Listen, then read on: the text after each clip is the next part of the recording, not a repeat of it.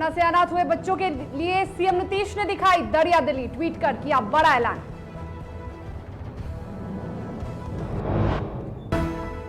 Corona काल में भी नहीं थम रही राजनीति, पीएम मोदी के कार्यकाल के 7 साल पूरे होने के बाद विपक्ष का हमला, पोस्टर के जरिए किया वार।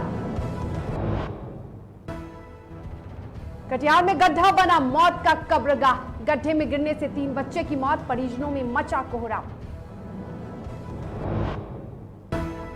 और बिहार के 17 जिलों के कई स्थानों पर गरज के साथ बारिश की संभावना, मौसम विभाग ने दी आकाशीय बिजली गिरने की चेतावनी।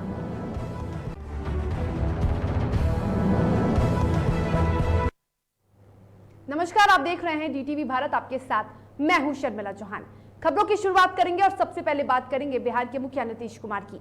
देश में कोरोना संक्रमण के दौरान अनाथ हुए बच्चों के लिए केंद्र सरकार के साथ ही अब बिहार सरकार ने भी दरिया दिली दिखाई है, जिसको लेकर सीएम नीतीश कुमार ने ट्वीट कर जानकारी दी है। उन्होंने बताया है कि बच्चे बच्ची जिनके माता पिता दोनों की मृत्यु हो चुकी है, जिनमें कम से कम एक की मृत्यु कोरोना से हुई हो, उन्हें बाल सहायता योजना अंतर्गत राज्य सरकार द्वारा 18 वर्ष होने तक 1500 रुपए प्रति माह दिया जाएगा। और उन अनाथ बच्चे बच्चियों के अभिभावक नहीं हैं, वैसे बच्चे उनकी देखरेख बाल गृह में होगी। ऐसे अनाथ बच्चियों का कस्तूरबा गांधी बालिका आवासीय विद्यालय में प्राथमिकता पर नामांकन भी कराया जाएगा। तो बड़ा ऐलान बिहार के मुखिया नीतीश कुमार ने किया है। हालांकि आपको बता दें कि प्रधानमंत्री नरेंद्र मोदी ने भी इसकी जानकारी शनिवार को दी थी और उन्होंने बताया था कि ऐसे बच्चे जिन्होंने अपने माता पिता को कोरोना काल के दौरान खो दिया है, तो वैसे बच्चों की सहायता अब केंद्र करेगी और उनके लिए एक बड़ा फैसला लिया गया है।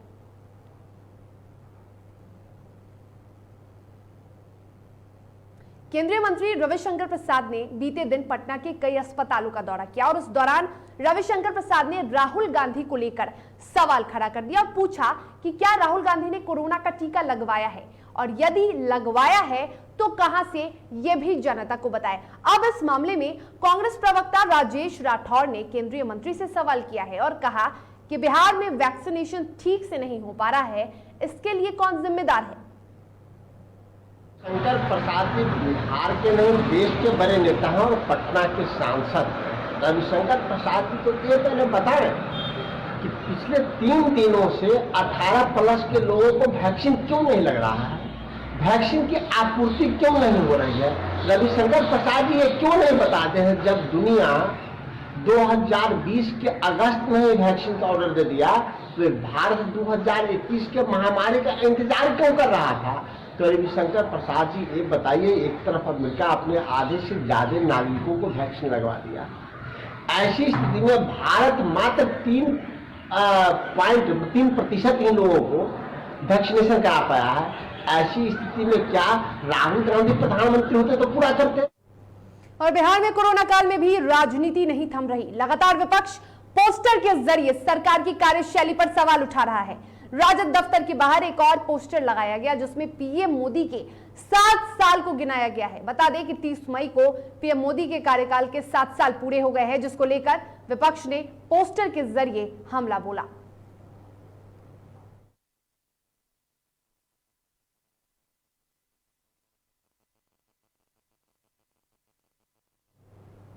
और हाजीपुर सदर अनुमंडल क्षेत्र के अंतर्गत बिदुपुर प्रखंड के मंसूरपुर गांव में 2 गुट आपस में भिड़ गए, जिसका वीडियो वायरल हुआ। दरअसल राघोपुर विधानसभा क्षेत्र के मंसूरपुर गांव में कोरोना काल में 1 महीने में 17 लोगों की मौत हुई है, जिसके बाद जन अधिकार पार्टी यानी जाप के कार्यकर्ताओं और डॉक्टर के साथ दवा का वितरण और सैनिटाइजर का छिड़काव करने के लिए गांव पहुंचे थे। और इसी दौरान राजद के समर्थक और जाप के कार्यकर्ताओं के बीच जमकर हाथापाई हुई।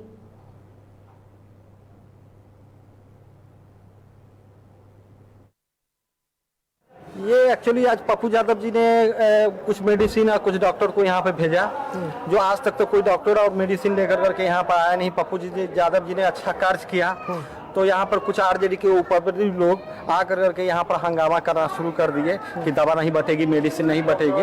अब इससे बड़ी बेशर्मी की बात कुछ नहीं हो सकती है।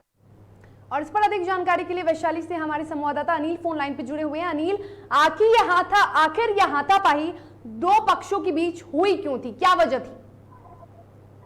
जी देखिए, ये बिल्कुल मामला जो है ये राघोपुर विधानसभा क्षेत्र है, जो कि नेता प्रतिपक्ष तेजस्वी यादव का जी क्षेत्र है। और बताया जा रहा है कि 1 महीने के अंदर यहाँ कोरोना का जो भयावह रूप देखने को मिला है और 17 लोगों की मौत हो चुकी है। जाहिर सी बात है कि इतनी मौत होने में लोगों की दहशत का माहौल है यहाँ पे। बताया जा रहा है कि काफी लोग यहाँ से घर छोड़ के भी जा चुके हैं। तो इस दौरान के प्रशासन की बात करें और ये स्वास्थ्य विभाग की बात करते तो जांच की टीम और सरकार के लेकर लोगों के खिलाफ काफी यहाँ लोगों के लगातार मीडिया में खबर भी चल रही थी कि क्षेत्र के बारे में। तो ये एक सही बात की बात है जब डॉक्टर टीम लेकर लोगों को जांच के बाद दवा उपलब्ध कराते। इसी दौरान जी वहाँ के जो राजद बताया जा रहा है कि राजद के समर्थक वो किसी बात से कि उनके बीच नोकझोंक हुई और ये हाथापाई का मामला बढ़ गया, जो कि ये वीडियो लगातार अन्य साइट पे वायरल हो रहा है। जी बिल्कुल, ये वीडियो लगातार बड़ी तेजी से वायरल हो रहा है और राजद जाप के कार्यकर्ताओं में जमकर मारपीट हाथापाई तक जो नौबत थी वो पहुंच चुकी थी। तस्वीरों में आप साफ तौर पर देख सकते हैं किस तरह से दो गुटों में जमकर हाथापाई हुई। तमाम जानकारी के लिए आपका बहुत शुक्रिया अनंत।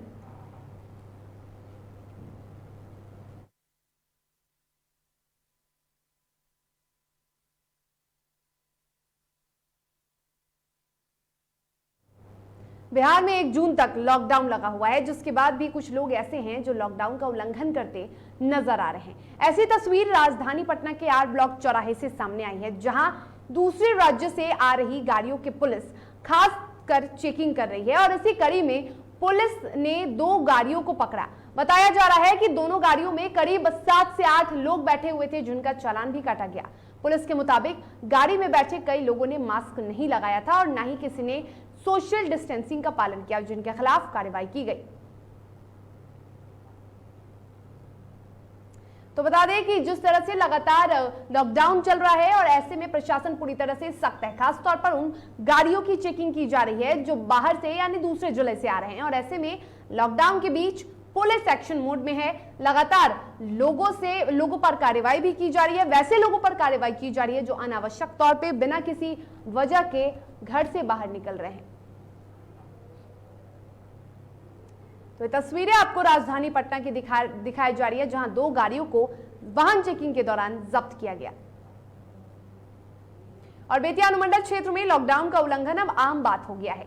अब तो ऐसी तस्वीरें सामने आ रही हैं जिसमें ना सिर्फ आम लोग बल्कि खुद जनता का प्रतिनिधि कहने वाले लोग भी नियमों की अनदेखी कर रहे हैं। ताजा मामला बेतिया शहर में कालीबाग ओपी क्षेत्र के जमादार टोला का है, जहां नगर परिषद के पूर्व सभापति जनक साह के बेटे की शादी में भीड़ देखने को मिली।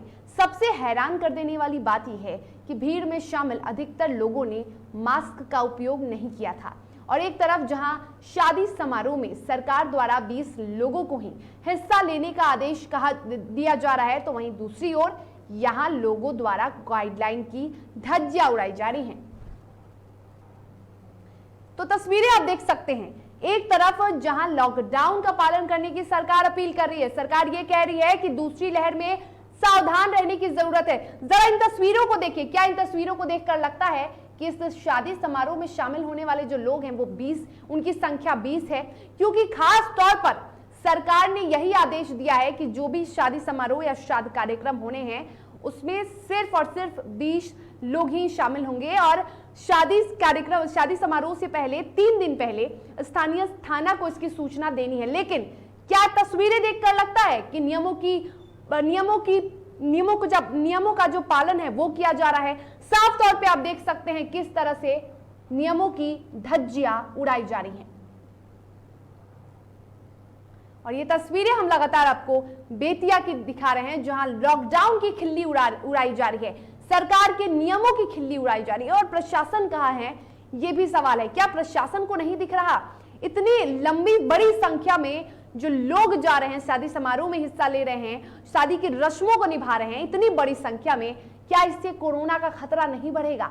क्या इससे संक्रमण को रोका जा सकेगा?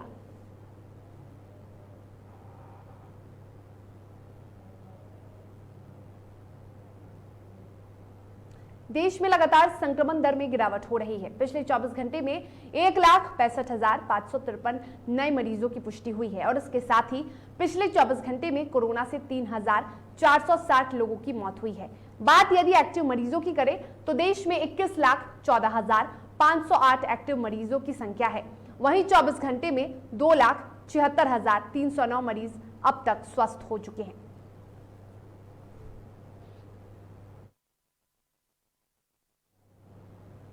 बिहार में पिछले कुछ दिनों से कोरोना के मामलों में लगातार कमी देखने को मिल रही है। बिहार के 6 जिलों में से 10 से कम नए मरीज मिले हैं। बिहार में शनिवार को की बात की जाए तो 1,491 नए कोरोना संक्रमित मरीजों की पहचान हुई है। राज्य में पिछले 24 घंटे में 82,468 सैंपल की कोरोना जांच की गई है। राज्य में कोरोना संक्रमण दर 1.80% हो चुका है। राज्य में पिछले 24 घंटे में 5,168 कोरोना संक्रमित मरीज जो हैं वो इलाज के बाद स्वस्थ हो चुके हैं, जबकि 48 संक्रमितों की मौत हो चुकी है।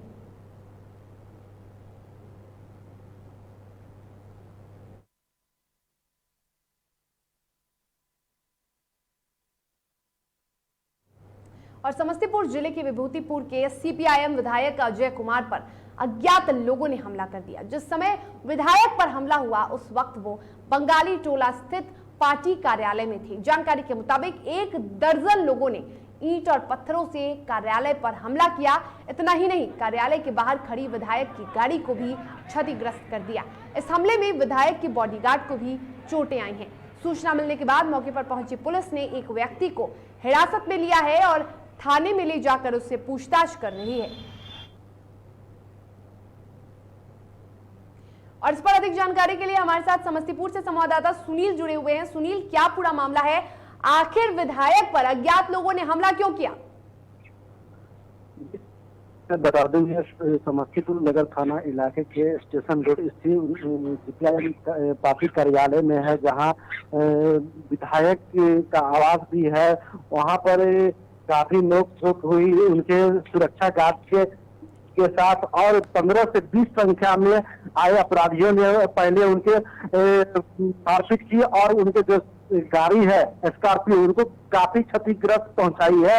हालांकि इस मामले को लेकर नगर थाना को सूचना दी गई थी, लेकिन काफी देर से पहुंचने के पर वीडियो के आधार पर आप देख सकते हैं कि वीडियो के आधार पर एक आरोपी को शिनाख्त किया गया है और इसको हिरासत में लेकर पूछताछ की जा रही है। इस मामले को लेकर विधायक समर्थक ने समस्तीपुर और दरभंगा मुख्य पथ को पटना पथ को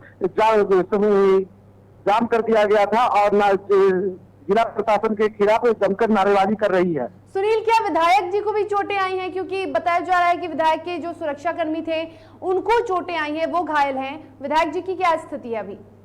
जी बता दें कि इस हमले में बाल वो बच गए। इससे पूर्व भी आज से 10 रोज पहले भी इन पर हमला की गई थी, उसमें भी मेरी विधायक बाल बचे थे। ये दूसरी घटना है जो सीपीआईएम विभूतिपुर विधायक अजय कुमार पर हमला हुए हैं। हालांकि इस मामले पर पुलिस अधीक्षक कुछ भी बताने से इनकार कर रहे हैं, और लेकिन पुलिस का जो व्यवस्था है बिल्कुल चरमरा गई है। प्रशासन का कोई पुलिस का बेखौफ है। आए दिन घटना होती रहती है जिला में। जी बिल्कुल, अपराधी बेखौफ हैं और इतने बेखौफ हैं कि अब विधायक पे भी हमला करने से नहीं चूक रहे हैं। फिलहाल तमाम जानकारी के लिए आपका बहुत शुक्रिया सुनील। खबरों में आगे बढ़ेंगे और बात करेंगे कटिहार की। कटिहार के कोढ़ा प्रखंड के चंदवा पंचायत चौक पर जाप सुप्रीमो पप्पू यादव की रिहाई को लेकर कार्यकर्ताओं ने अर्धनग्न प्रदर्शन किया और इस दौरान जाप जिला अध्यक्ष अरुण सिंह ने कहा कि सरकार पप्पू यादव की रिहाई में सहयोग करे। इसके साथ ही बिहार के गिरते स्वास्थ्य व्यवस्था का जिम्मेदार राजद के 15 साल के कार्यकाल को बताया।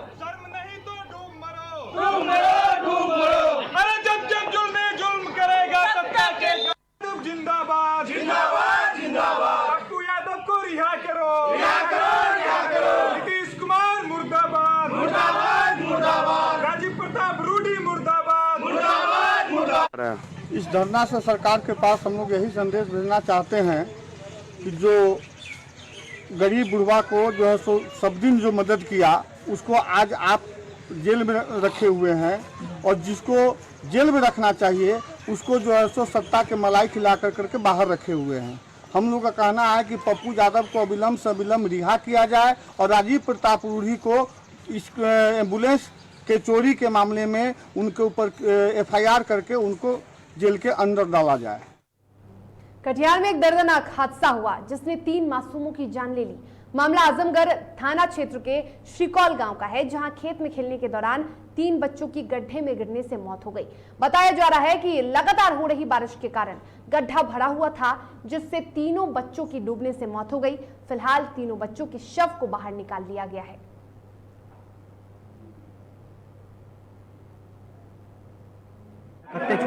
देखिए, घर वाले को तो समझा रहे हैं कि सरकारी प्रावधान है कि अगर आप पोस्टमार्टम करवाते हैं तो आपको 4 लाख रुपया आपदा कोष से मिलेगा। आप देखते हैं घर वाले का क्या रिजल्ट है। उन्हीं लोग का जो है इसका इंतजार कर रहे हैं कि इन लोगों का आदेश होता है। 3 बच्चा जो है डूब के मरा है। अत्यंत दुखद घटना है हमारे पंचायत के लिए। खबरों में वक्त हो जाला एक छोटी सी ब्रेक का। ब्रेक के बाद जल्द हाजिर होंगे।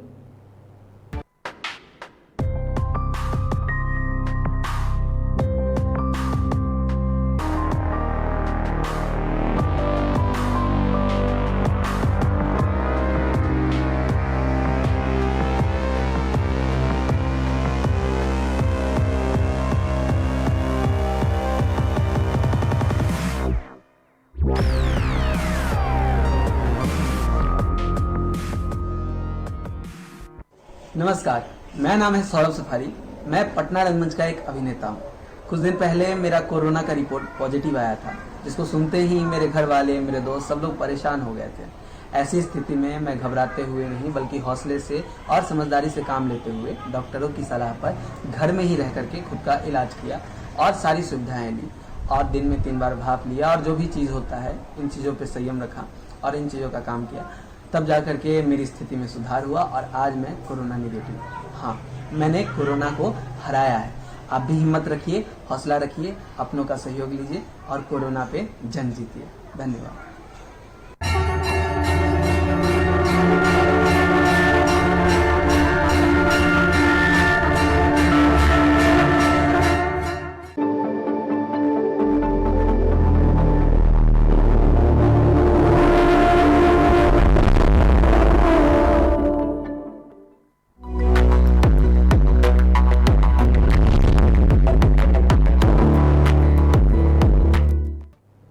ब्रेक के बाद एक बार फिर से आप सभी का स्वागत है। खबरों में आगे बढ़ेंगे और बात करेंगे रोहतास की, जहां रोहतास के ताराचंडी के पास कार और बस की जोरदार टक्कर हुई और इस हादसे में 5 लोग गंभीर रूप से घायल हो गए। बताया जा रहा है कि गया से कार वाराणसी जा रही थी, तभी सासाराम के ताराचंडी के पास बस से जोरदार टक्कर हो गई, जिसमें 2 महिलाओं समेत 5 लोग घायल हो गए। सभी घायलों का इलाज सासाराम के एक अस्पताल में जारी है।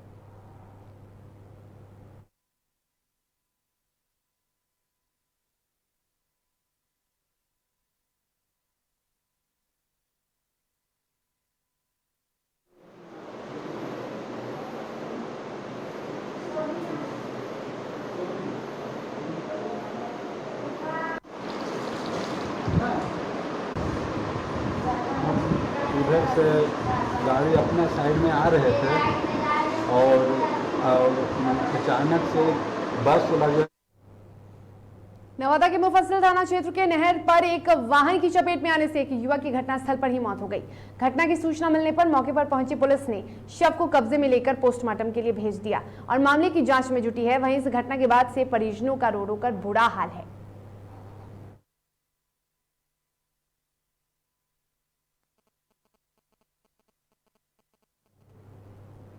बेगूसराय में लॉकडाउन के बीच बेखौफ बदमाशों ने दिन दहाड़े महिला के घर में घुसकर तेज धारदार हथियार से वार कर हत्या कर दी। घटना नालकोठी थाना क्षेत्र की है। बताया जा रहा है कि मृतक घर में मृतका अकेले रहती थी और तभी बदमाशों ने घर जाकर उसकी हत्या कर दी और फिर मौके से फरार हो गए। वहीं घटना की जानकारी मिलते ही मौके पर पहुंची पुलिस ने मामले की जांच शुरू कर दी है।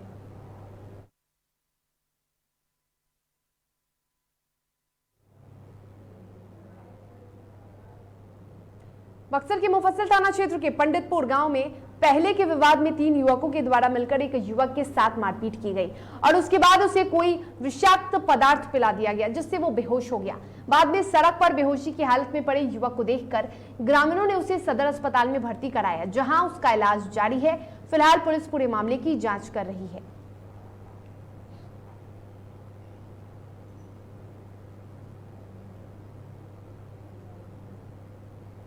बेतिया अनुमंडल क्षेत्र में पुलिस को बड़ी कामयाबी हाथ लगी है, जहां पुलिस ने गुप्त सूचना के आधार पर छापेमारी करते हुए शराब की खेप के साथ चोरी की एक बाइक को भी बरामद किया है और इसके साथ ही पुलिस ने मौके से 2 शराब कारोबारी को गिरफ्तार किया है। वहीं पुलिस के इस अभियान से शराब कारोबारियों में हड़कंप मच गया है। बता दें कि पुलिस ने ये बताया कि गुप्त सूचना मिली थी 2 शराब तस्करी जो उत्तर प्रदेश से शराब की बड़ी खेप बाइक से लेकर आ रहे थे, जिसके आधार पर कार्रवाई करते हुए शराब की खेप सहित 2 शराब कारोबारियों को भी 2 धंधेबाज को भी पकड़ा गया।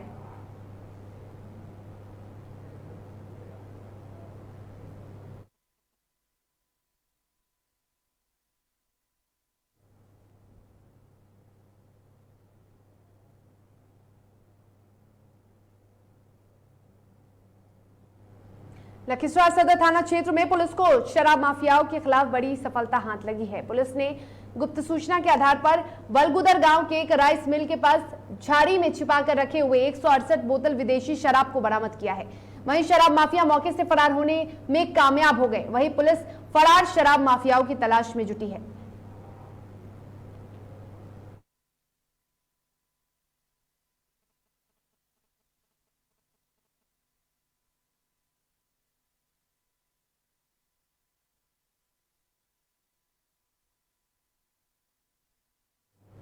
बीते 19 मई को तुर्की थाना क्षेत्र के हाजीपुर मुजफ्फरपुर 4 लेन NH 77 के निर्माण कार्य में लगी रावत एसोसिएट कंपनी के बेस कैंप पर रंगदारी की मांग को लेकर अंधाधुंध गोलीबारी करने वाले मामले का एसपी ने उद्भेदन किया है। गोलीबारी की घटना में शामिल 4 अपराधियों को हथियार, मोबाइल और मोटरसाइकिल के साथ गिरफ्तार किया गया है। बता दें कि गिरफ्तार अपराधियों में अंशु कुमार चौधरी पहले भी कांटी विधानसभा क्षेत्र से विधानसभा प्रत्याशी के तौर पर चुनाव लड़ चुका है।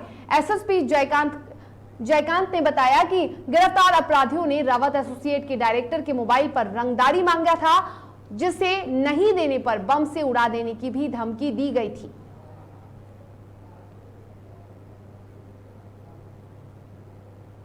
तो मुजफ्फरपुर में तुर्की पीएस एरिया में 19 मई को एक रावत कंस्ट्रक्शन हाईवे बना रहा था, उनसे एक्सटॉर्शन की डिमांड की गई थी और इसके बाद में लगातार उनको फोन कॉल किए गए।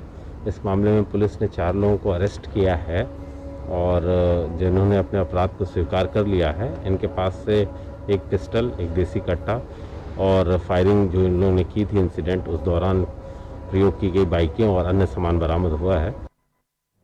गोड्डा से बीजेपी सांसद निशिकांत दुबे ने झारखंड के अधिकारियों पर हमला बोला है। सांसद ने कहा कि मुख्यमंत्री हेमंत सोरेन जी के इशारे पर नाचने वाले अधिकारियों के लिए सबक है। उन्होंने कहा कि कानून के अनुसार चलिए, कानून सम्मत काम करिए, नहीं तो दिल्ली पोस्टिंग का इंतजार करिए।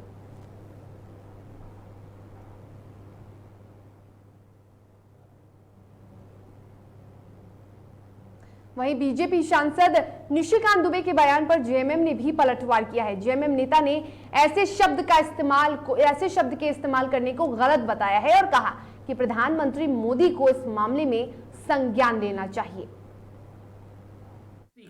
पुलिस को, यहाँ के टेक्नोक्रेट्स को आप यदि धमकी देते रहेंगे, क्योंकि मेरे पास में केंद्र में हमारी सरकार है, ये 303 का जो दम है, ये दम अब इतना चढ़ गया है, सर चढ़ के बोल रहा है। मुझे तो लगता है कि इस पे तुरंत माननीय प्रधानमंत्री जी, माननीय गृह मंत्री जी को इसको संज्ञान में लेना चाहिए।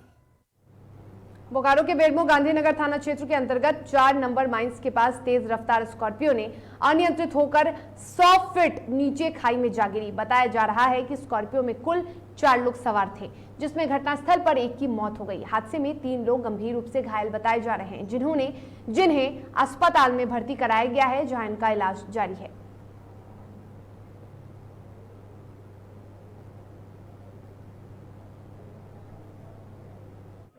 बाजार में बारात आई थी, और ये लोग धनबाद वापस लौट रहा था। इसी बीच डीडी माइंस के पास जो है टर्निंग है, टर्निंग में जो है सो गाड़ी नदी में आकर खाई में गिरी और एक आदमी को धोरी अस्पताल भेजा गया था इलाज के लिए, वहां से शायद रेफर किया है रांची। बाकी एक आदमी यहाँ पर बॉडी फंसा हुआ था, देख लिया। और जामताड़ा में एक किन्नर ने 2 आरपीएफ जवानों पर जबरदस्ती करने और मारपीट करने का आरोप लगाया है। वहीं किन्नर ने इसकी लिखित शिकायत भी दर्ज कराई है। आरोप है कि जल्दबाजी में ट्रेन की टिकट नहीं ले पाया था वो, जिसके बाद आरपीएफ के 2 जवानों ने उसके साथ मारपीट की। वहीं जामताड़ा रेलवे आरपीएफ पदाधिकारी ने कहा कि इस मामले की जांच होगी। तो बता दें कि किन्नर द्वारा एक संगीन आरोप लगाया गया है। 2 पुलिसकर्मियों पर यह आरोप लगाया गया है और बता दें आपको कि आरपीएफ के जवानों ने किन्नर के साथ बदसलूकी की है, उसके साथ मारपीट की है। इसको लेकर जब मामला संज्ञान में आया है तो पुलिस अधिकारियों ने जांच के आदेश भी दिए हैं और ये कहा है कि जल्द ही इस मामले में जांच होगी और जो भी कह सकते हैं कि सच्चाई है उसका जल्द पता लगाया जाएगा। तो बता दें कि किन्नर द्वारा आरपीएफ जवान पर बदसलूकी और मारपीट का आरोप लगाया गया है, जिसमें किन्नर ने यह कहा है कि उसके साथ आरपीएफ के जवानों ने जबरदस्ती और मारपीट की है। इस पर किन्नर ने लिखित शिकायत भी दर्ज कराई है।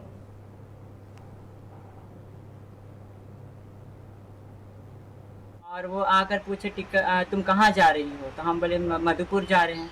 तो बोला टिकट दिखाइए, तो हम बोले टिकट तो नहीं ले पाए, मेरा सिचुएशन थोड़ा ठीक नहीं था, आर्थिक स्थिति, हम नहीं ले पाए, ट्रेन लग गई थी प्लेटफॉर्म पर। तो वो बोलता है कि ठीक है बाथरूम में चलो, हम लोग आपस में ले दे के निपटा लेंगे। तो हम बोले भैया बाथरूम में ऐसा क्या ले दे के आप निपटा लोगे, आप यहीं पे बात करो, मेरे से टीसी को बुलाइए, हम टिकट नहीं लिए तो कानूनी तौर पे आप मेरे पे फाइन चार्ज करोगे, मेरे पे रसीद काट के दो, हम फाइन अपना भरेंगे हम। तो वो मेरे को मास्क और बहन लगा के गंदी गालियां दी। ये आया थ्रू हमारा कंट्रोल रूम के माध्यम से, आसनसोल कंट्रोल हमको बताया कि ऐसा ऐसा बात ट्रेन नंबर 100 में हुआ। तत्काल हम लोग उनकी बात को सुनते हुए अपना ट्रेन आई जब अराइवल हुआ स्टेशन पे, तो हम लोग उस बोगी को अटेंड किया अपना ऑफिसर और अवेलेबल ऑफिसर स्टाफ के माध्यम से, और वो स्क्वाड जो कर रहा था हमारा स्टाफ, उनकी द्वारा जो बयान दिया गया कि इनके जो यहाँ पर हमारे पास में आई है उनके द्वारा अभद्र व्यवहार किया गया, और उसी दौरान समझाने बुझाने के विदाउट मास्क थी, उनके पास कोई ट्रेवलिंग अथॉरिटी नहीं थी, तो as a routine checking sir उन्होंने अपना कार्रवाई किया। और उस कार्रवाई के दौरान क्या हुआ क्या नहीं सर, मैं तो थाने। और इसी के साथ खबरों के सफर में फिलहाल इतना ही। मुझे दीजिए इजाजत, आप स्वस्थ रहिए, सुरक्षित रहिए और देखते रहिए DTV भारत।